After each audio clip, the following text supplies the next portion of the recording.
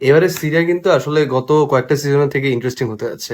গত কয়েকটা সিজন ধরে আমরা মোটামুটি দেখেছি যে নেপোলি অথবা ইন্টার মিলানই চ্যাম্পিয়ন হচ্ছে, অথবা ফার্স্ট এন্ড সেকেন্ড পজিশনের জন্য আলটিমেট ফাইটটা আসলে তারাই দিচ্ছে। বাট এই সিজনে মনে হচ্ছে যে এসি মিলান, ফিওরেন্টিনা, ইউভেন্টাস, আটালান্টার মতো টিমরাও মোটামুটি ভালো একটা ফাইট দিতে পারবে for the top 4 position, or even for the first and second position. তো আমি যদি একটা কুইক প্রেডিকশন দিতে যাই এই সিজনের সিরিয়ার জন্য, তাহলে আমার টপ 4-এ 4th পজিশনে থাকবে এসি মিলান।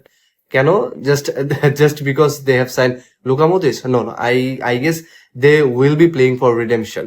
গত কয়েকটা সিজন ধরে তারা কিন্তু আসলে তাদের ফুল পোটেনশিয়ালে খেলতে পারেনি। তারা আসলে তাদের যে পরিমাণ ইতিহাস ঐতিহ্য রয়েছে ওই পরিমাণ খেলা তারা আসলে খেলতেই পারেনি মাঠে।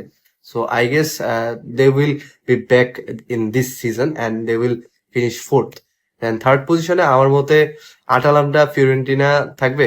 না, না, I will keep Juventus in the third position this season. And second পজিশনে অবভিয়াসলি ইন্টার মিলান অথবা নেপোলি থেকে যে কোনো একজন থাকবে, but I am putting Inter Milan in that position, and the champion will be Napoli again because they have McTominay and they have signed Kevin De Bruyne. So এই দুইটা player they can change the match anytime. Also they have Romelu Lukaku, don't forget about him. So I guess Napoli will be the champion of 2025-26 Serie A.